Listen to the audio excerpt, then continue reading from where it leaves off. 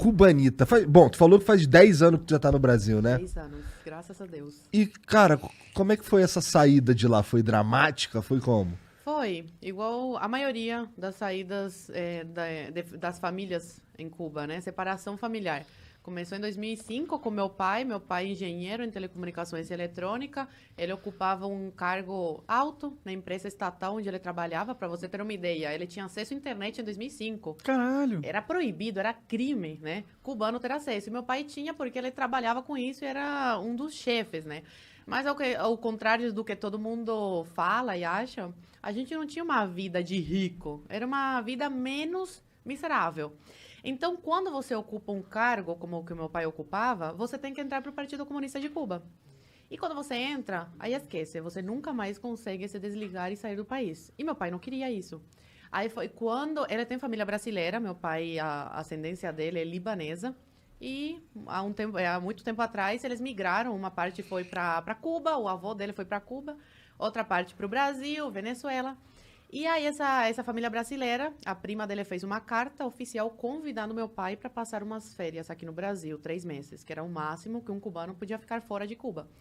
E aí, depois de muito trabalho, porque não foi fácil ele conseguir a autorização para sair, ele veio para cá de visita e deixou minha mãe grávida da minha irmã do meio. E eu com 5 anos na época.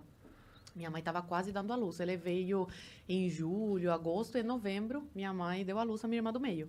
E aí eles ficaram 4 anos separados. Meu pai ficou aqui no Brasil. Ele pediu asilo político depois de estar 1 ano aqui no Brasil. E deixou minha mãe lá grávida.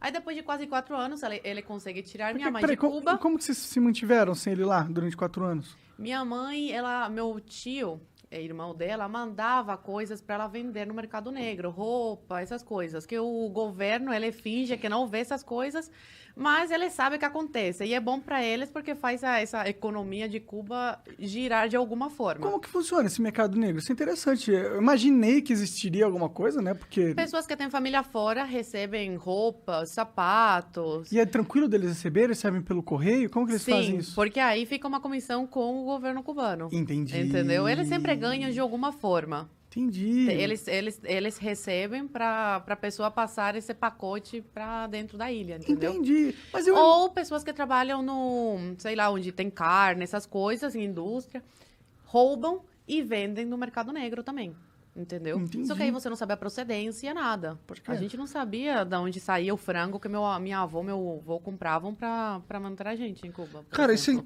é muito louco, porque assim, você tá me contando coisas que pra mim eram fábulas, sabe? Eu achava, eu sabia, quer dizer, já tinha escutado falar como era a vida lá, mas pelo que você tá me falando, uma cubana que viveu lá e que tem família lá, isso é assustador até. Mas tipo, não poder sair de Cuba... Eu falo isso, que se eu fosse brasileira e não fosse cubana, pra mim acreditar numa coisa dessas, porque parece uma coisa tão longe da realidade aqui do Brasil, né? Mas, infelizmente, é isso que os cubanos passam. Atualmente, o cubano pode sair da ilha, tá? Só que é muito difícil, tem que ter muito dinheiro e, geralmente, quem consegue é quem tem família fora, que aí consegue bancar essa saída. Agora tá mais liberada essa saída, não como antigamente, que era completamente... Por Entendi. exemplo, criança não podia sair de visita. Por isso que meu pai teve que separar toda a família. Aí, terminando essa história, meu pai ficou no Brasil depois de quase 4 anos. Consegue tirar minha mãe de Cuba. Eu e minha irmã ficamos com os nossos avós. Eu com 9 anos na época e minha irmã com 3. E aí minha mãe vem para o Brasil, vai direto para a Polícia Federal e pede asilo político, porque como eles são casados, meu pai e minha mãe, ela tinha direito a lei de refugiada também, igual meu pai. E aí minha mãe fica no Brasil, engravida nesse período, uma coisa de Deus, eu sou muito católica, acredito muito, e realmente foi uma coisa de Deus, porque meus pais estavam muito mal na época de dinheiro, assim, R$ 5 no bolso, por exemplo. E minha mãe fica sabendo que tá grávida. Aí foi um caos. Meu Deus do céu, como é que a gente vai sustentar mais uma boca, né? E ainda tem que mandar dinheiro para Cuba para nossas filhas lá conseguir, né, comer decentemente, né? Um franguinho, essas coisas. Mas aí acabou que foi uma coisa de Deus, porque ajudou na nossa saída. Ter uma irmã brasileira. Aí depois de quase 3 anos, eles conseguem tirar a gente de Cuba. Meu pai conhece a minha irmã do meio com 5 anos e volta a me ver com 12. E a gente conhece a nossa irmã caçula brasileira, Joinvilense, Santa Catarina, com quase 3 anos.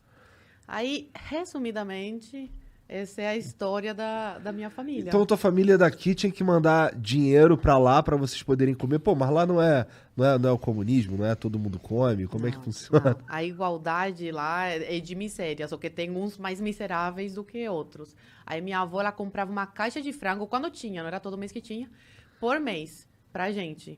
Aí a gente comia frango todos os dias. Uma coisa chique comer frango em Cuba. Eu não podia reclamar. Só que quando eu cheguei no Brasil, eu não aguentava mais ver frango na minha frente. Aí eu comia carne vermelha, porque em Cuba é proibido.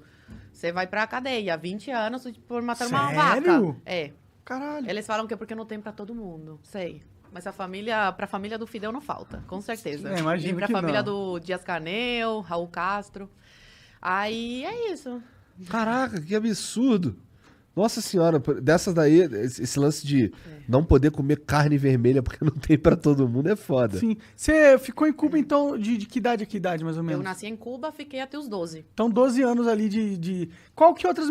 Tipo, qual foi um dos maiores choques que você viveu quando você teve essa mudança de vida, de vir pro Brasil, assim? Parece uma coisa fútil, mas uma coisa que me marcou muito, e cubanos que eu conheço no Brasil também, tipo, foram marcados por isso. O mercado. Quando eu entrei no mercado. Até hoje eu fico tonta. Eu entro no mercado... Eu procrastino a minha ida ao mercado, porque eu fico tonta, de verdade. Tem muita variedade. E aí eu fico tipo, ai, o que tem que pegar não sei o quê? Então minha mãe que vai, meu pai que vai, eu odeio ir no mercado por isso. Então ver essa variedade, essa quantidade de comida, de papel higiênico... Papel higiênico. Produtos de limpeza, tudo isso. E outro choque foi a liberdade... Liberdade, né? Que depois eu vi que não era tanta em sala de aula, mas é bem melhor que Cuba. Que aluno podia levantar a mão e falar, mas professor, e questionar o professor.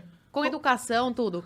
Como eu que é em olhava Cuba? assim, não pode. Como que a sala de Cuba, todo mundo quietinho, se alguém falar você alguma tem coisa... que dar amém pra tudo que... E o que acontece se um moleque rebelde em Cuba começa a fazer aprontar? Prejudica teus pais. Os pais são chamados na escola, aí já ficam de olho, aí o pai pode perder o emprego, a família ser perseguida, tudo isso. Sério? Eu já fui chamada de contra-revolucionária em sala de aula, porque eu não queria dar um dinheiro lá pra MTT, que é um negócio de Cuba, lá, pra ataque americano, uma coisa assim. Eu falei, eu não quero dar, eu tinha 7 anos, 8 na época, 6 ou 7. Eu era uma criança. E eu falei, não quero, eu quero esse dinheiro pra comprar uma pizza.